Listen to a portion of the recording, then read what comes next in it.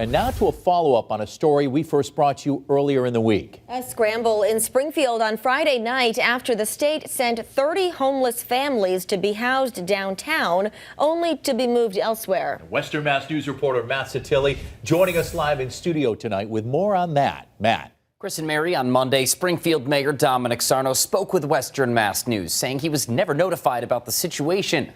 Since then, elected officials in Western Mass have called on state leaders to try to improve that process.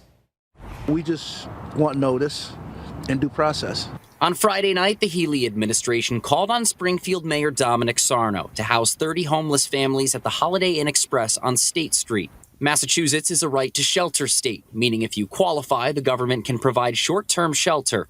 But Sarno says there wasn't adequate room in the hotel, and he was never notified. You create disastrous situations, which is not fair for the city in question, in this case, Springfield. Now others are reaching out to the state's housing department, looking for solutions. When you take individuals and you just more or less just drop them downtown Springfield, we still want to make sure it's safe. We have the right facility and we have the right support system. We're also getting answers from the executive director of Winter Walk, an organization that led a walk to raise awareness about homelessness in downtown Springfield last month. We're dealing with the crisis of affordability for housing, of course, is an ongoing issue, but also influx of immigrant families coming from places in turmoil and in need. Ari Barbanel tells Western Mass News while there are resources available across the state, they're all stretched thin. Obviously, you're dealing with more than one person, so trying to get people into safe space that can accommodate multiple people is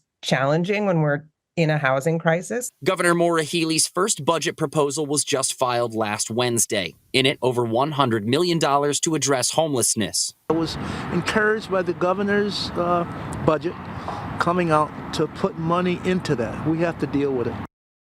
In a follow-up statement after speaking with the administration, Mayor Sarno says in part, quote, Lieutenant Governor Driscoll shared with me her disappointment, too, about the lack of proper planning and advanced communication by DHCD.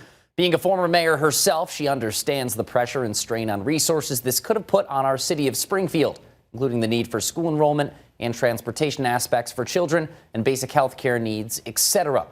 Reporting live in the studio, Matt Satilli, Western Mass News.